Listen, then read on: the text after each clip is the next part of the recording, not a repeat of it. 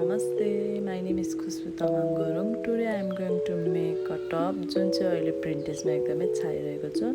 If you guys are beginner, this video is for you guys. यो video चाहिँ लास्टसम्म हेरिदिनु. I hope केही न केही हेल्प हुनेछ हजुरहरूलाई.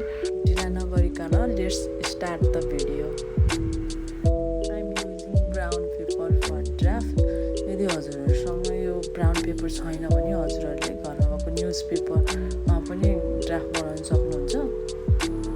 फर्स्ट पेपरलाई डबल फोल्ड गर्ने, त्यसपछि मैले 8 इन्चको लेन्थ लिएँ अनि 16 इन्च विड्थ लिएँ.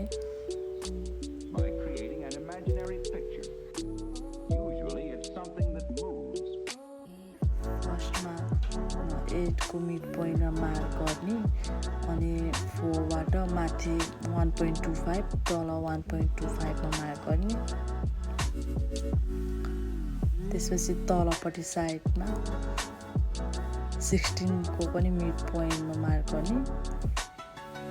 16 को मिड पोइन्ट 8 मा मार्क गर्ने. त्यसपछि आमहोलको लागि चाहिँ 2.5 भित्र 2.5 तल मार्क गरेपछि आमहोलको लागि सेप दिने.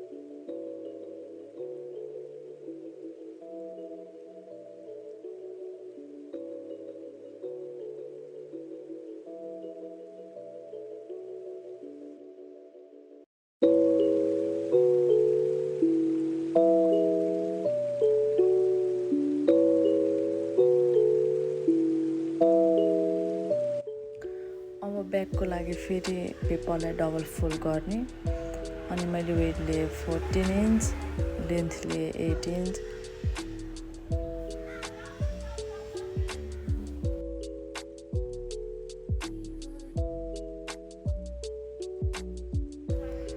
माथि मैले 14 इन्च वेट लिएको थिएँ भने तल चाहिँ 13 इन्च लिनुपर्छ.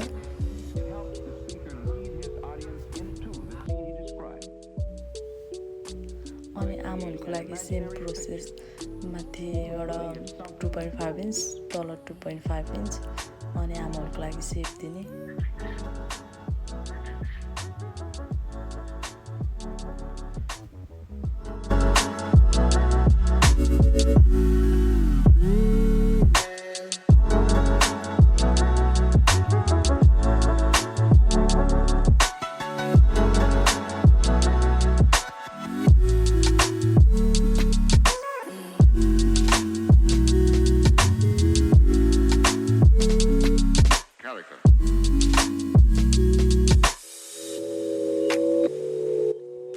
स्लिपको लागि चाहिँ 9 इन्च वेट लिएँ मैले अनि हाम्रो स्लिपको लेन्थ चाहिँ 20. हजुरहरूले चाहिँ आफ्नो मेजरमेन्ट अनुसारले लेन्थ लिन सक्नुहुन्छ. मेरो मेजरमेन्ट चाहिँ 22 थियो, त्यही भएर मैले 22 इन्च लिएँ.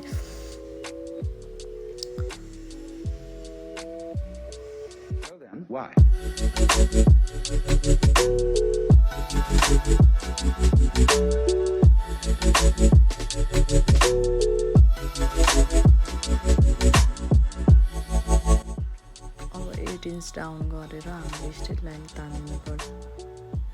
स्ट्रेट लाइन तानेर स्लिपको लागि सेप दिने.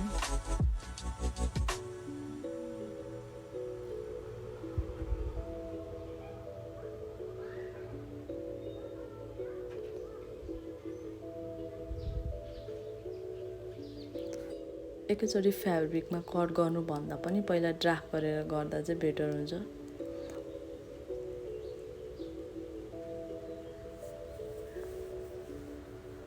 ब्याकको भयो अनि यो फ्रन्टको ड्राफ्ट भयो अनि स्लिप भइहाल्यो।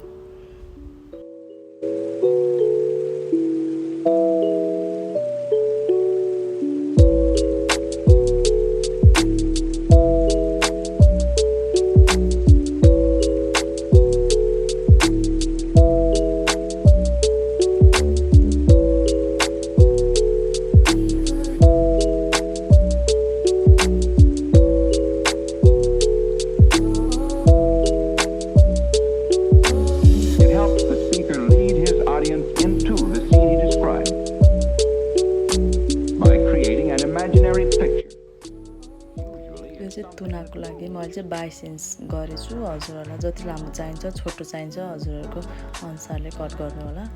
अनि पहिला चाहिँ मैले सबैमा इन्टरलक गरेँ। अब हामीले तुना पसाउनको लागि फेरि एकचोटि स्टिच गर्नुपर्छ।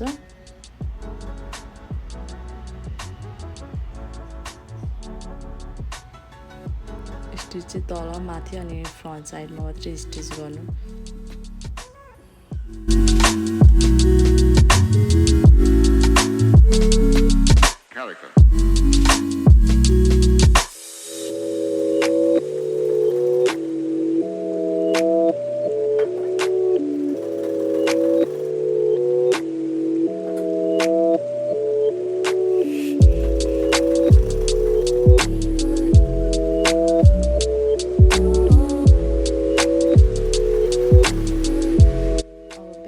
इलास्टिक हाल्नको लागि पनि फेरि हामीले स्टिच गरिदिनुपर्छ।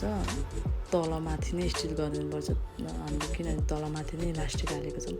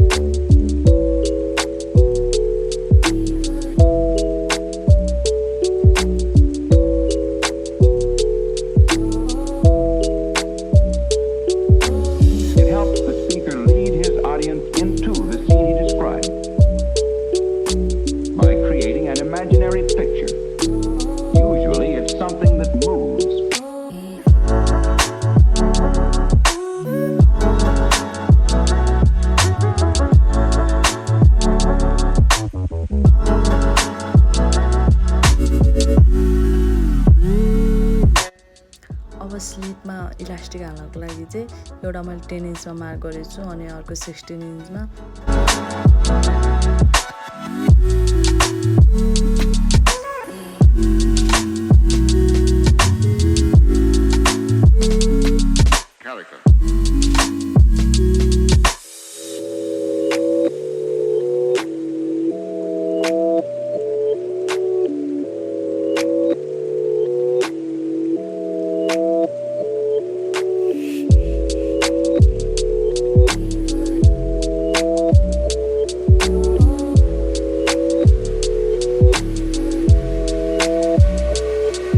Why?